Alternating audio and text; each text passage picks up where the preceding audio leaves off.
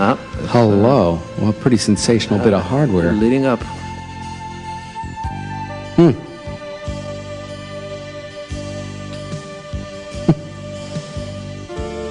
Probably a lot of excited people on the beach that night. That's not like a little star. Yeah, well, I don't know how many people saw it. Yeah. They do have those sky watchings, but I don't know whether that was taped in that Right. circumstances or not.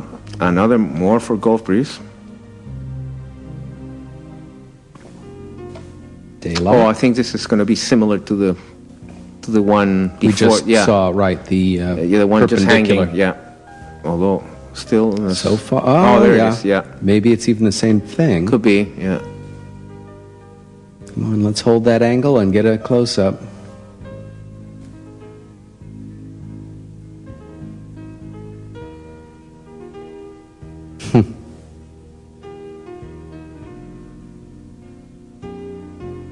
Yeah, I don't know what to... I wonder, if you're interested in this subject and you live in an area like Gulf Breeze, as inundated as it is with unknowns, whether or not you get a little bit jaded to it, or it keeps you sort of excited about the subject, or essentially becomes kind of matter of fact. Well, the one thing about this flap areas is they don't last forever either. Although they sometimes what you find is that the same area will again have a flap like 20 years later. Mm-hmm. But there's a lull, and that lull can last 10 years or something, a long time. It's usually more than 4 years. Well, like Westchester. It's quiet now. Even Gulf Breeze now is not what it was 10 years ago. Yeah. I suppose there's still some sightings, but... and I haven't been keeping up with things in Pine Bush, New York, but I'm I was there actually have... earlier this year. I didn't see anything. I think it's relatively quiet too. Belgium is being quiet. So it's a characteristic of UFOs that they have these cycles, and nobody's been able to figure out exactly how those cycles work. And in this case, another classic piece of tourist footage. You've got the kid in there. Russia, yeah. They're taking... Sebastopol. And here we go.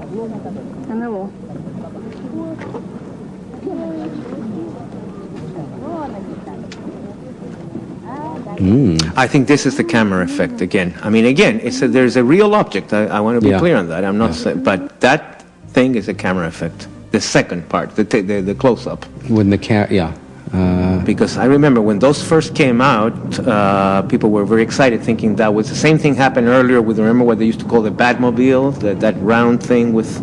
Yes. Because people are not familiar with these camera effects. And, right. Until some experts look at them and then are able to make that distinction. Right. And then once they get kind of cleaned up or clarified, then I guess eventually people are more careful and like you don't see much of them. Well, that's definitely this a is non-helicopter. The helicopters don't seem to even care much or look at it or something. They just also, we don't know the figure ground here, how close it is to them. Maybe it's huge and miles away. Right. So my take is probably more like small. Mm-hmm. Now we have a nighttime here from Mexico, in Puebla. Where in Mexico is that? Do you know offhand? Puebla is a very large, fairly large city. It's in central Mexico. Uh-huh. Not in the central area. They had a lot of, they had some towns there in, near Puebla to Atlisco, where there were lots of sightings.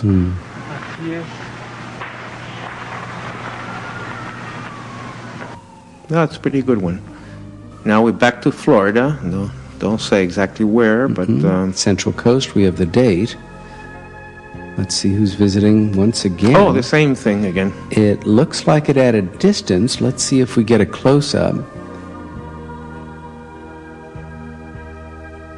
It does seem, I mean, it's definitely more unusual to see something holding on a vertical axis like that. Right.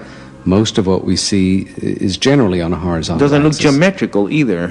It's a strange one. Now we go to... STS? Oh, yes, this is where it tracks it a bit. We won't see this for the first part of this clip.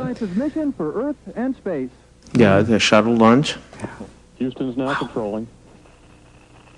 I bet the aliens are up there laughing about the way we shoot things into space. Roger, roll. Yeah, it's probably very primitive for them. As we all know, unfortunately, pretty scary and risky at times.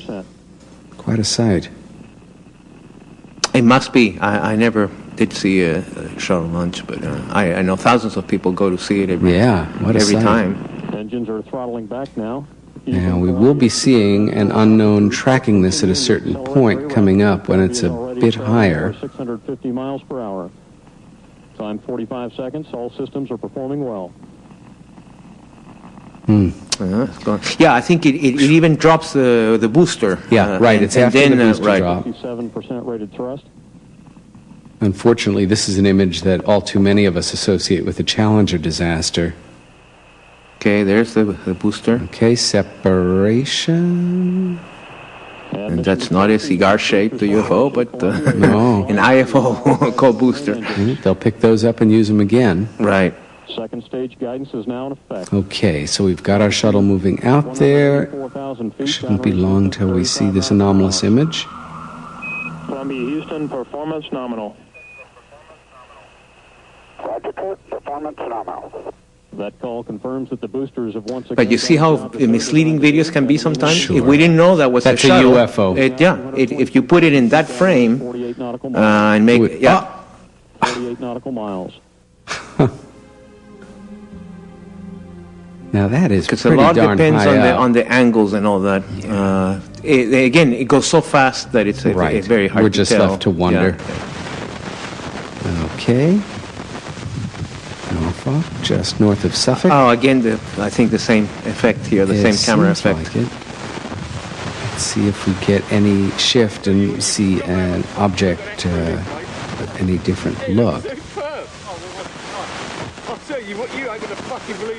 And I even have a paper here that explains that I actually brought it here with my papers today, done by a late Japanese ufologist Takanashi, who explains that effect. Okay. Let's see if we can distinguish any unusual movement here.